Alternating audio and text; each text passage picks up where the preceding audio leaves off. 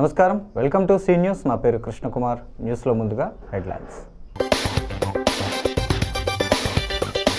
కోనసీమ కొబ్బరి రైతులకు అండగా ఉంటా రాష్ట్ర ఉప ముఖ్యమంత్రి పవన్ కళ్యాణ్ భరోసా.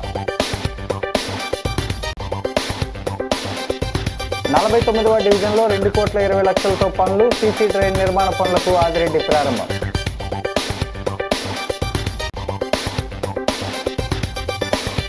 పదకొండు సీట్లు ఇచ్చినా జగన్కి ఇంకా బుద్ధి రాలేదు. తీవ్రంగా ధ్వజమెత్తిన బీసీ మంత్రి సవిత.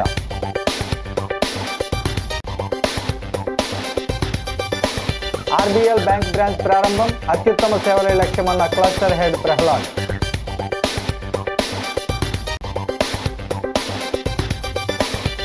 మురళికొండ రూపురేఖలు పూర్తిగా మార్చుతాం. Rural MLA Gorantla Butchaiah Chowdary.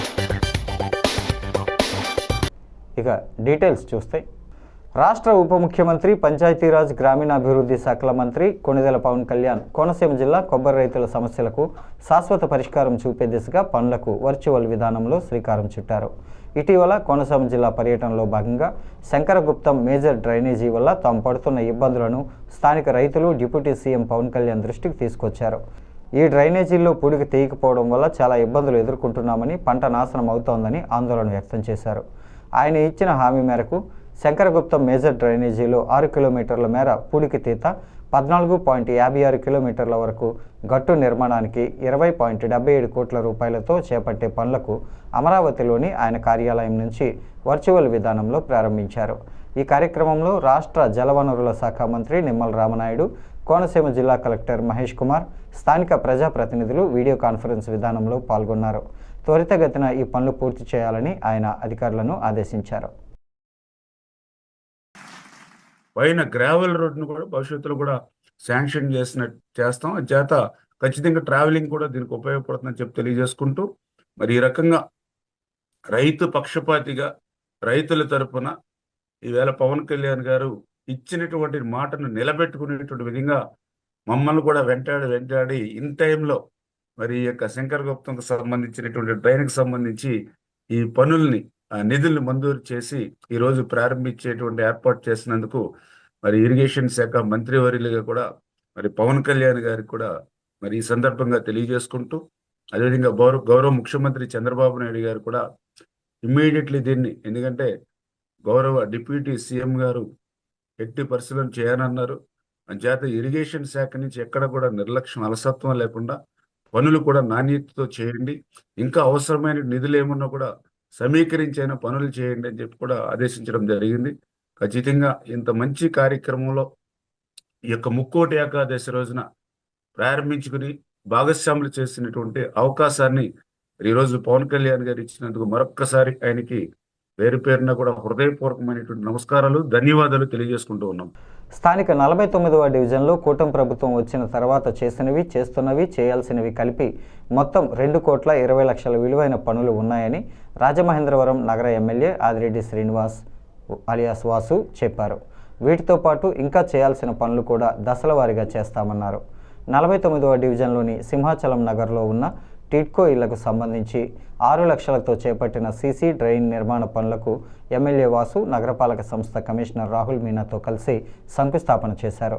ఆయన మాట్లాడుతూ 2014-19 టీడీపీ పాలనలో నిర్మించిన టిడ్కో ఇళ్లకు వైసీపీ హయాంలో చివరి దశలో వైసీపీ రంగులు వేసి లబ్ధిదారులకు ఇచ్చారని, రంగులు వేయించడంలో శ్రద్ధ, సౌకర్యాల కల్పన పనుల్లో చూపించలేదని విమర్శించారు. క్వారీ ఏరియాలో మహిళలు రాజకీయంగా మంచి చైతన్యం గలవారని, తేడా వస్తే అట్టు తిరగేసినట్టు తిరగేస్తారని అన్నారు. డివిజన్ ఇన్ఛార్జి దుత్తారపు గంగాధర్ పర్యవేక్షణలో జరిగిన కార్యక్రమంలో నగర టీడీపీ అధ్యక్షుడు మజ్జి రాంబాబు, జిల్లా ప్రధాన కార్యదర్శి కాశీ నవీన్ కుమార్, జిల్లా అధికార ప్రతినిధి దాస్యం ప్రసాద్, మొకమాటి సత్యనారాయణ, సలాది ఆనంద్, నగర ఎస్సీ సెల్ అధ్యక్షుడు చాపల చిన్నరాజు, మదీనా సాహెబ్ పాల్గొన్నారు.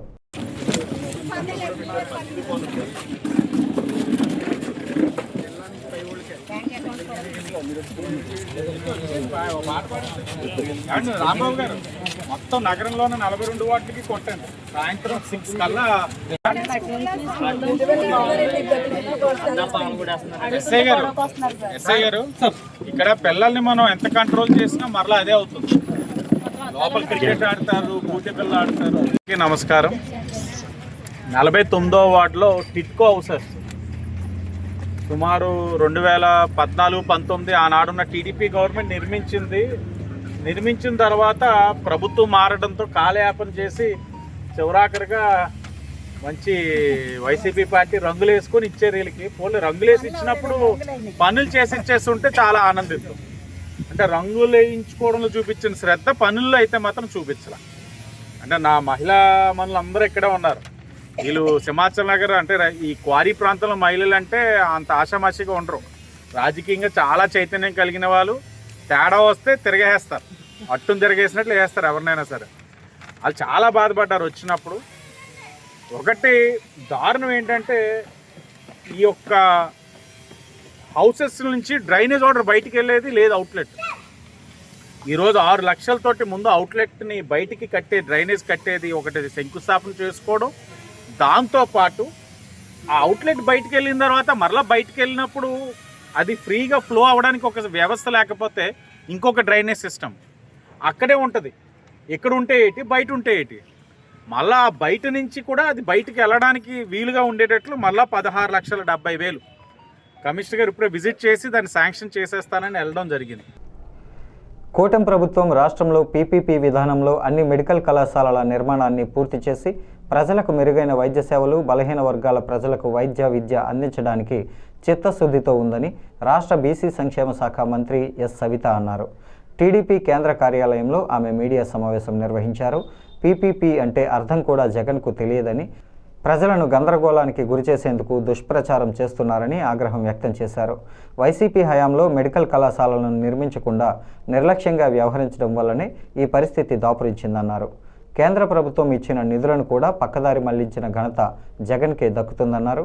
గత వైసీపీ ప్రభుత్వం నిర్వాకం వల్లనే ప్రజలు 11 సీట్లే ఇచ్చారని, అయినా ఆ పార్టీకి జగన్కు బుద్ధి రావటం లేదని ఎద్దేవా చేశారు.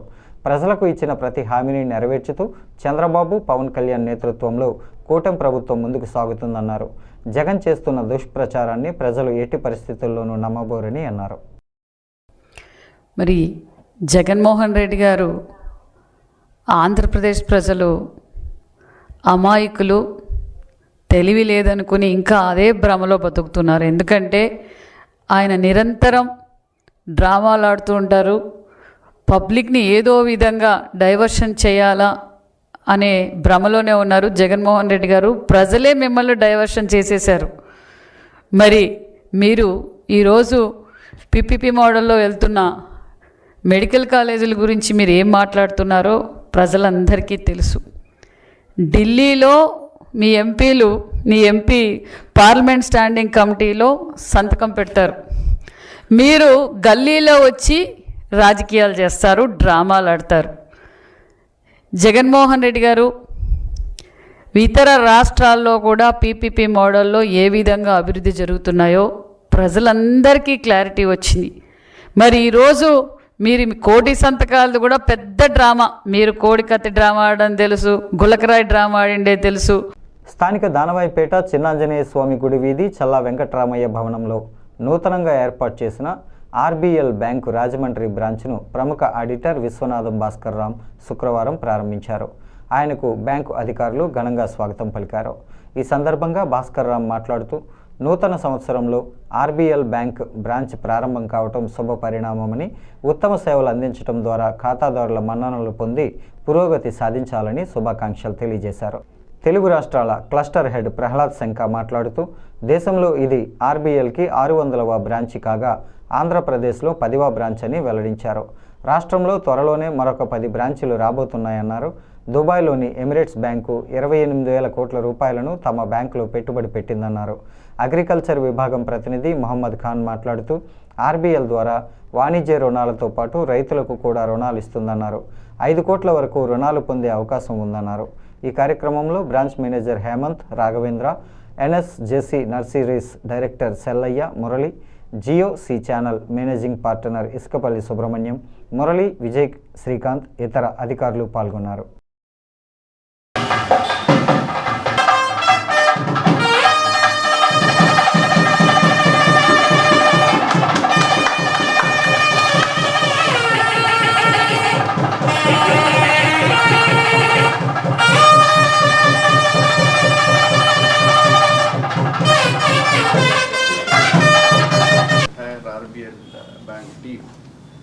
for their endeavor to start their operations in Rajahmundry. Thank you, sir. And I congratulate Vijay and also Cluster Head Prala and the team, the wonderful team that's present here today. All the very best. And you know, it is a good augury to start anything around the New Year time. So, though it's one day late, but still, kick-starting the operations on 2nd of January itself is wonderful. I know one of my chartered accountant associates who worked under me for quite some time is very, very closely associated with Emirates Oh, Bank of Emirates Dubai. Bank. Yeah, and he was telling me about the business combination and also the takeover and all that. And their promoters are very good friends of the Shiva Reddy, oh, who's a chartered accountant who was very, very close with the promoters of Emirates United Bank of Dubai. So having said all this, I think whosoever is working here should need to work along with good people in the society, take their support, and gone are the days where you just sit in the bank and then expect business. It is not so. correct. It's very dynamic now. So please identify, and that will be the point where I can really, really help you. And then in the first 1 year, let me set a little target for myself to give you a deposit of about 50 lakhs to 1 year. And thanks to Praveen, he is my cousin. So when he told me, I said I jumped into this initiative. Normally I don't show up, going outside or inaugurating any of these commercial establishments, let alone banks. But it's a good opportunity, so I just want to help my friend Praveen and in the process work alongside RBL Bank to see what kind of best things that we can do in Rajahmundry. I'll be good help, and I'll also give you a lot of good clients. That's very important for you Thank you, sir. to start your operations. And then, as I promised, the first 1 year I can give you 1 crore of deposits. There's no doubt about that. Thank you, sir. In fact, a small target for us. We work with a lot of other banks. I don't want any loans from you. Let me be very clear about that. So, and I wish you all the very best. And the team also should work in consonance with your goals, and talking nicely to customers. And then you're selling your products. Correct. When you're selling your products, you should try to deal with them very nicely.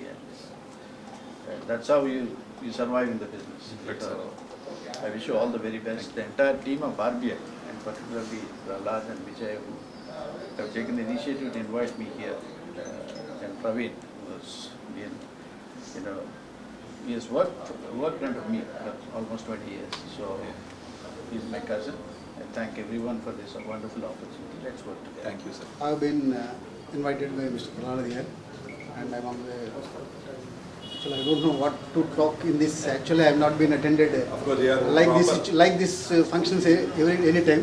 I've been to my graduation and all, but I have not been attended any inauguration function of any financial institution here. So that I can say that whoever the employees who are going to be here, I'll tell them to keep that whenever the customer comes here, just whatever the situations you may face, but don't be rude over the customers. True. Don't be rude.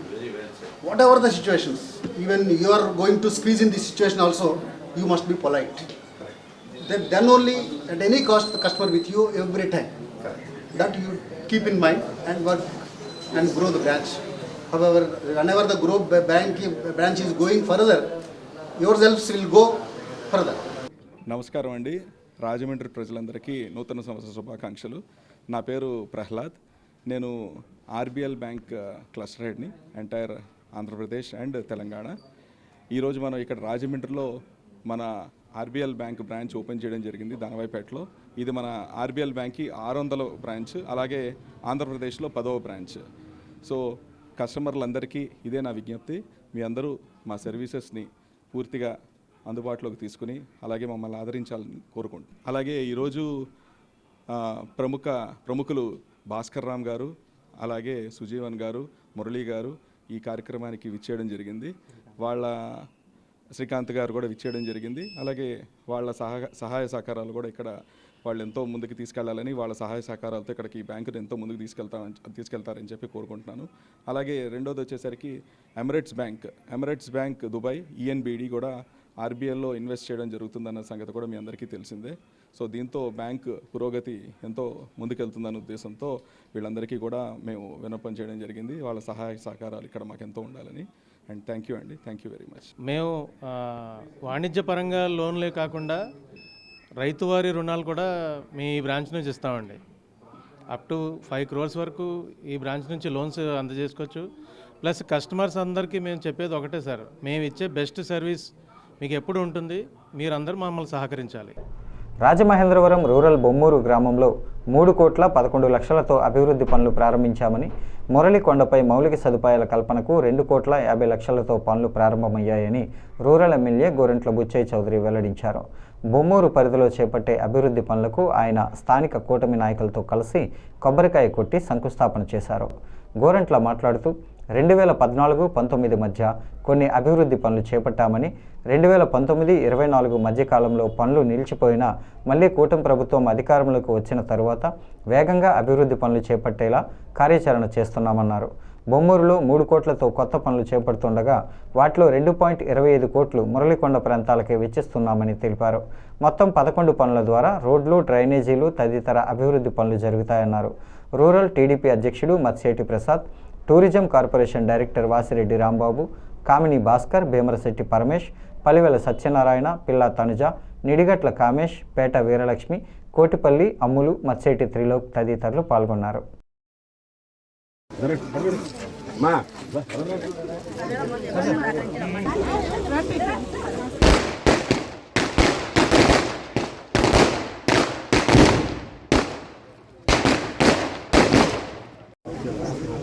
చాలా సంతోషం.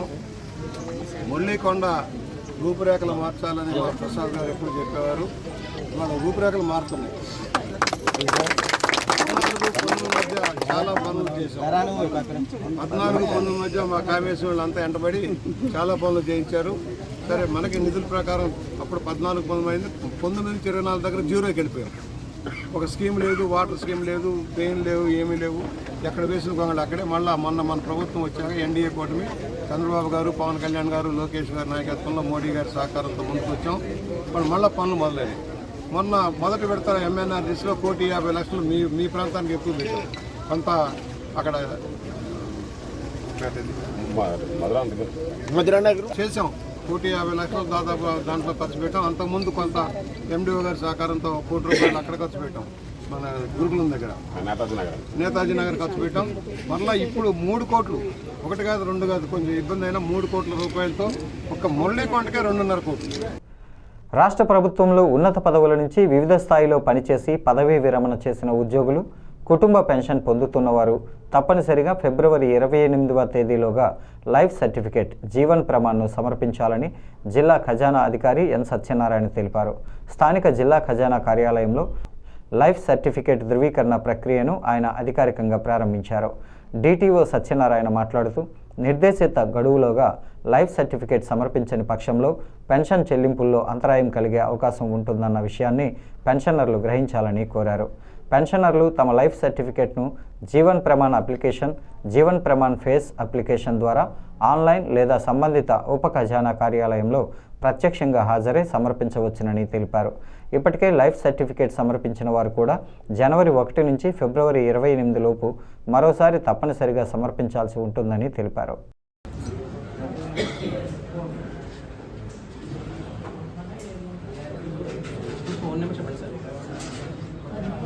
మీరు ఫోన్లు తెచ్చుకున్నారు కదండి, అందరూ ఫోన్లు ఉన్నాయి కదా, బ్యాలెన్స్లు ఉన్నాయి కదా, దాంట్లో అందరికీ ఫోన్ నెంబర్లు ఉండాలండి, ఫోన్లు ఉండాలండి, ఓటీపీ వస్తుందండి దానికోసం.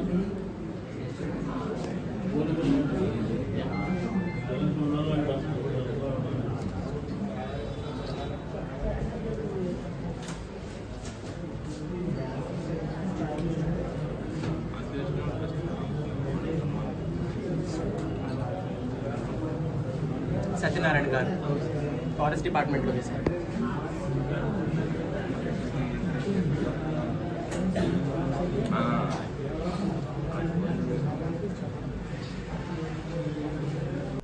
స్థానిక ఏవి అప్పారావు రోడ్లో ఉన్న శ్రీ కోట సత్తమ్మ తల్లి, శ్రీ పద్మావతి అలివేలుమంగ సమేత వెంకటేశ్వర స్వామి దేవాలయంలో 2026 నూతన సంవత్సరం సందర్భంగా తెలుగుదేశం పార్టీకి చెందిన బీసీ నాయకుడు గాడి శ్రీను ప్రత్యేక పూజలు నిర్వహించారు. ఆంధ్రప్రదేశ్ ముఖ్యమంత్రి నారా చంద్రబాబు నాయుడు, మంత్రి నారా లోకేష్, రాజమహేంద్రవరం రూరల్ ఎమ్మెల్యే గోరంట్ల బుచ్చయ్య చౌదరి పేరు మీదుగా వేద మంత్రాలతో స్వామి అమ్మవార్లకు కుంకుమార్చనలు గాడి శ్రీను ఆధ్వర్యంలో జరిగాయి. ఆయన మాట్లాడుతూ రాష్ట్ర అభివృద్ధికి నారా చంద్రబాబు నాయుడు, లోకేష్లు విశేషంగా కృషి చేస్తున్నారని కొనియాడారు. యువత, విద్యార్థులకు ఉపాధి, ఉద్యోగ అవకాశాలు కల్పించేందుకు నారా లోకేష్ నిరంతరం శ్రమిస్తున్నారని, వారికి అష్టైశ్వర్యాలు, ఆయురారోగ్యాలు కలగాలని, రాష్ట్రానికి మరింత ముందుకు తీసుకుని వెళ్లేందుకు శక్తి సామర్థ్యాలు కలగాలని పూజలు చేయించినట్లు తెలిపారు. రూరల్ ఎమ్మెల్యే గోరంట్ల బుచ్చయ్య చౌదరికి మంత్రి పదవి రావాలని ఆకాంక్షించారు.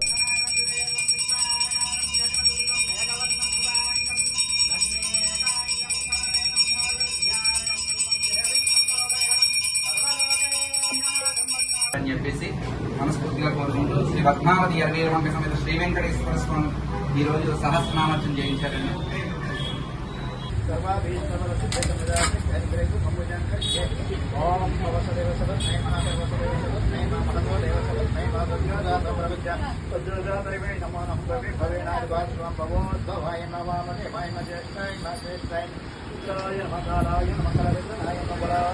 శాంతితో కూడిన పాలనతో పాటు యుద్ధం కూడా రాజధర్మమేనని కుంతీదేవి చెబుతుందని సమన్వయ సరస్వతి బ్రహ్మశ్రీ సామవేదం షణ్ముఖ శర్మ అన్నారు. కురుసభలో భీష్మ, ద్రోణాదులు, విదురుడు, ఋషులు ఎంతమంది చెప్పినా దుర్యోధనుడిలో ఎటువంటి మార్పు రాలేదన్నారు.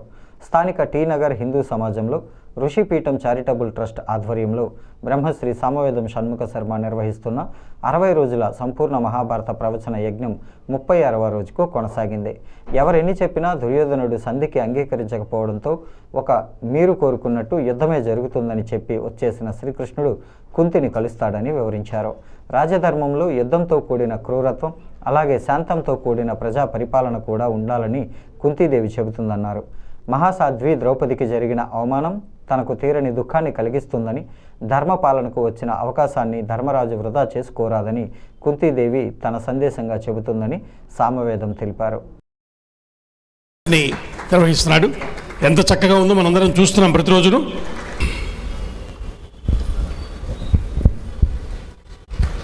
అక్కడ కూడని అకృత్యం ఏదైతే ఉన్నదో, ఇంకా జీవితంలో ఓడిపోవడం అయినా సహించవచ్చేమో కానీ ఈ కూడని అకృత్యానికి కారణమైన వారెవరు?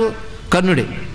అందుకే మనసులో పెట్టుకుని ఆవిడంటోంది, దుర్యోధనస్య కర్ణస్య శకునశ్చ దురాత్మనః దుశ్శాసన చతుర్థాన భూమి పాశ్యత శోణితం. గుర్తుందో లేదు, అరణ్యపర్వంలో శ్లోకం ఇది. ఇక్కడ దుర్యోధనుడు, కర్ణుడు, దుశ్శాసనుడు, శకుని వీళ్ళ రక్తాన్ని భూమి పానం చేయాలంటుంది.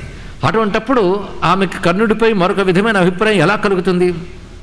కానీ ఇప్పటికీ ఎంత జాగ్రత్తగా వివరిస్తున్నప్పటికీ చక్కగా వింటున్నామనుకున్న వాళ్ళు కూడా వాళ్ళ మేధావులను రుజువు చేసుకోవడానికి భీష్ముడు ఎందుకు ఎలా ప్రవర్తించాలి, మొదటే ఇలా చేసి ఉంటే బాగుండేది కదా అంటే నిన్ను అడిగి చేయలేదు పాపం. అది తెలియలేదు పాపం. నిన్ను అడగాలి, ఇంత ధర్మశాస్త్రవేత్తవి గనక నిన్ను సంప్రదించాలని అప్పుడు అనిపించలేదని.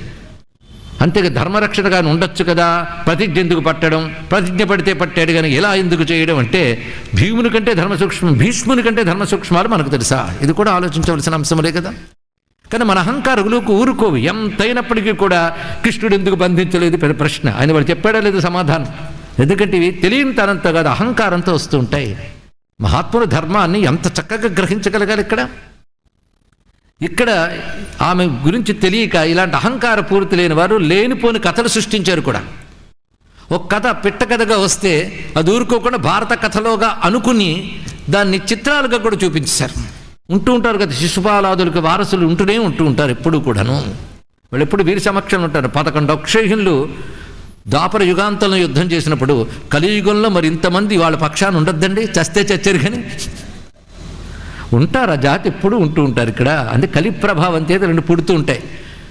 ఒకసారి ఒక మామిడి చెట్లు పండు కింద పడిపోతుందట. అది పవిత్రమైన దేవతలకు సంబంధించిన పండు. అది పడిపోతే శపిస్తారు వాళ్ళు.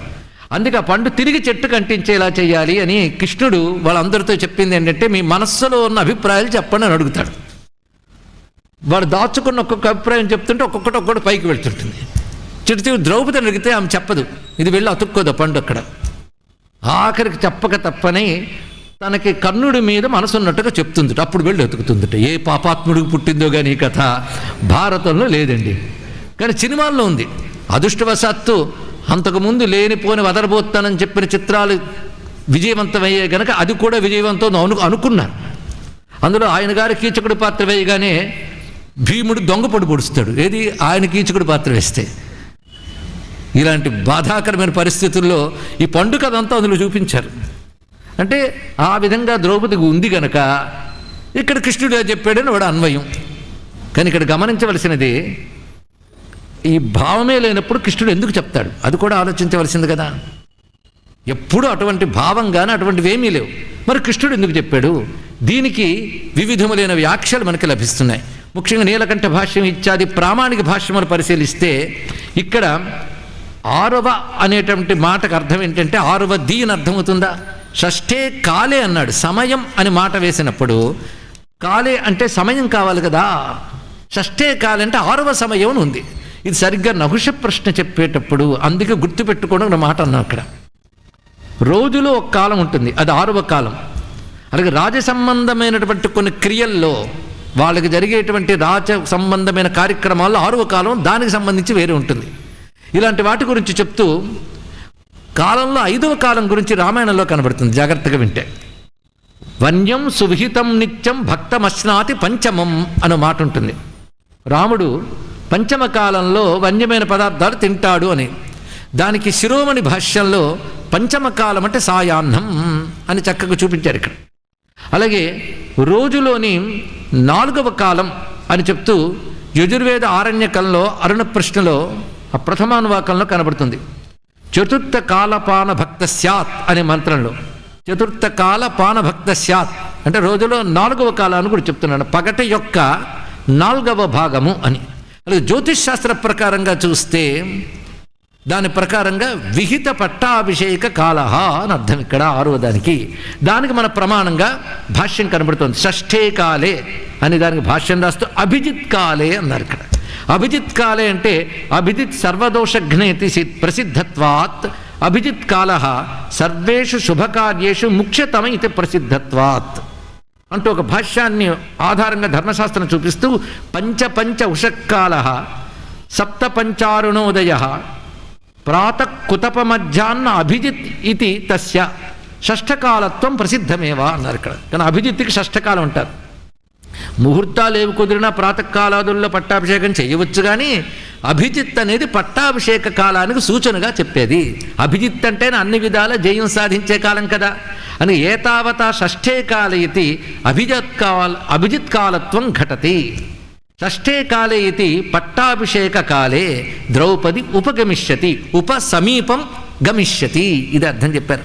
అంటే పట్టాభిషేక కాలంలో పాండవులందరూ కొలుచుకుంటున్నప్పుడు ఆ పాండవ పత్ని అయినటువంటి ద్రౌపది నిన్ను ఆ ఇంటి కోడలుగా సత్కారం చేయడానికి అక్కడికి వస్తుంది అని అర్థంలో చెప్పబడింది ఇక్కడ. భావుకం యథా స్మృషా ఉత్సవ సమయే సత్కారపూర్వకం పురంధ్రా సహిత ఆగమిష్యతి అని సంస్కృత భాషలో స్పష్టంగా చెప్పారు. కనుక షష్ఠే కాలే అనే మాటకి 6వ వానిగా నేను వరిస్తుంది అర్థం చెప్పకూడదు. వరిస్తుంది అనే మాటే లేదు అక్కడ. పై కాలే అనే మాటకి వరుస అని అర్థం ఎలా సరిపోతుంది? కనుక ఈ భాష్యాన్ని పెద్దలు మనకు చెప్పారు.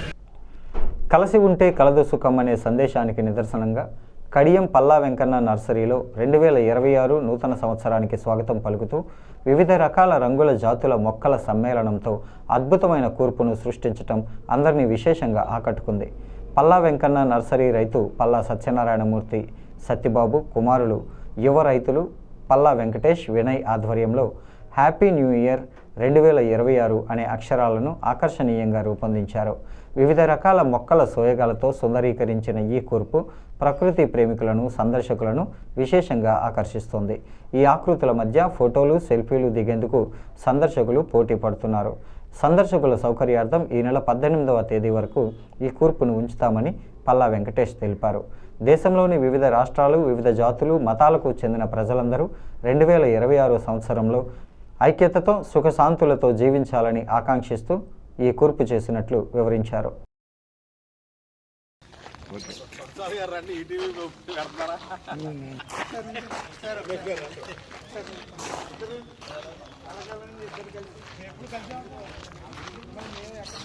నా పేరు పల్లా వెంకటేష్, మాది పల్లా వెంకన్న నర్సరీ కడియం. అందరికీ ముందుగా నూతన సంవత్సర శుభాకాంక్షలు అండి. మా నర్సరీలో ప్రతి సంవత్సరం 2026 కానివ్వండి, లేకపోతే ఏ సంవత్సరం అయినా సరే మేము నర్సరీలో ఈ మొక్కల ద్వారాగా ఈ నూతన సంవత్సరానికి ఆహ్వానం పలుకుతుంటాం. అదేవిధంగా 2026 కూడా మొక్కల ద్వారాగా ఆహ్వానం పలుకుతూ ఇందులో ఆల్టర్నేంతర రెడ్, వైట్, గ్రీను, ఎల్లో మరియు ఆర్చిపోలియో బ్లాక్ తదితర రకాలని 5 రోజుల పాటు 25 మంది కూలీలతో లక్షలాది మొక్కలను ఇందులో వెచ్చించి ఈ కూర్పుని ఏర్పాటు చేసాం. ఇందులో మెయిన్ మనకి ఏంటంటే యూనిటీ ఇన్ డైవర్సిటీ అనే కాన్సెప్ట్ తీసుకుని మన ఇందులో ఈ వెరైటీ ఏదైతే మనం పెట్టామండి, రకరకాల వెరైటీస్ ఉన్నాయి, ఇందులో రకరకాల కలర్స్ ఉన్నాయి. ఇవన్నీ కలగొలిపి ఈ డిజైన్లో ఇంత అందంగా తీర్చిదిద్దాం కాబట్టి ఇంత అందంగా మనకి ఈ కూర్పు అనేది వచ్చింది. అలాగే మన దేశం యొక్క అభివృద్ధి కూడా మనందరితోనే సాధ్యమని, మన ప్రపంచ స్థాయి దేశాలతో పోటీ పడే విధంగా మన దేశం యొక్క అభివృద్ధికి ఇంకా మనం అందరం కృషి చేయాలని కోరుకుంటూ అందరూ కూడా మరొకసారి నూతన సంవత్సర శుభాకాంక్షలు. జనసేన పార్టీ మున్సిపల్ కార్పొరేషన్ అధ్యక్షుడు వై శ్రీనివాస్ జన్మదినోత్సవాన్ని స్థానిక జాంపేటలో అంగరంగ వైభవంగా నిర్వహించారు. జన సైనికులు నగరంలోని పలు ప్రాంతాల్లో పెద్ద ఎత్తున సేవా కార్యక్రమాలతో ఈ జన్మదిన వేడుకలను జరిపించారు. జాంపేటలో జరిగిన వై శ్రీను జన్మదినోత్సవ వేడుకల్లో రాష్ట్ర పర్యాటక సాంస్కృతిక సినిమాటోగ్రఫీ శాఖల మంత్రి కందుల దుర్గేష్, ఎమ్మెల్సీ సోము వీర్రాజు, రాజానగరం ఎమ్మెల్యే బత్తుల బలరామకృష్ణ చేతుల మీదుగా కేక్ కట్ చేయించారు. వై శ్రీను ఎంతో కమిట్మెంట్తో పార్టీ సిద్ధాంతాలకు కట్టుబడి మెగా కుటుంబానికి జిల్లా నుంచి ఒక ప్రతినిధిగా నిస్వార్థంగా పనిచేస్తున్నారని కొనియాడారు. గౌతమి జీవకారుణ్య సంఘంలో అల్పాహారం భోజనాలు వితరణ చేయగా ప్రియదర్శిని చెవిటి మూగ పాఠశాలలో విద్యార్థులకు దుస్తులు, మదర్సాలో పిల్లలకు, వృద్ధులకు చీరలు, దుప్పట్లు పంపిణీ చేశారు. కార్యక్రమంలో కూటమి నాయకులు గన్నికృష్ణ, మజ్జి రాంబాబు, పిక్కి నాగేంద్ర, నర్సిపల్లి హారిక, కాశీ నవీన్, దొండపాటి సత్యంబాబు, జన సైనికులు, వీర మహిళలు పెద్ద ఎత్తున పాల్గొని వై శ్రీనుకి జన్మదిన శుభాకాంక్షలను తెలియజేశారు.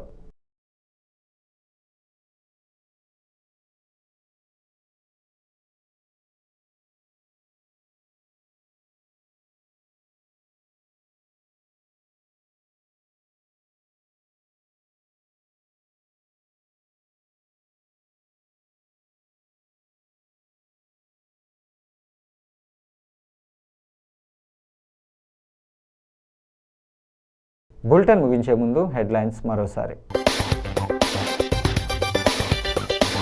కోనసీమ కొబ్బరి రైతులకు అండగా ఉంటా రాష్ట్ర ఉప ముఖ్యమంత్రి పవన్ కళ్యాణ్ భరోసా.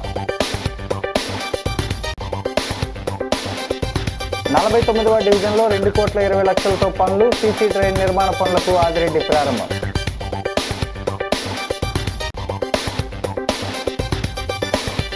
పదకొండు సీట్లు ఇచ్చినా జగన్కి ఇంకా బుద్ధి రాలేదు, తీవ్రంగా ధ్వజమెత్తిన బీసీ మంత్రి సవిత.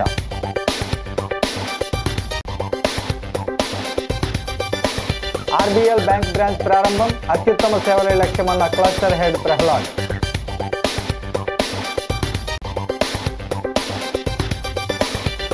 మురళికొండ రూపురేఖలు పూర్తిగా మార్చుతాం, రూరల్ ఎమ్మెల్యే గోరెంట్ల బుచ్చయ్య చౌదరి. ఈ వార్తలు ఇంతటితో సమాప్తం. నమస్కారం.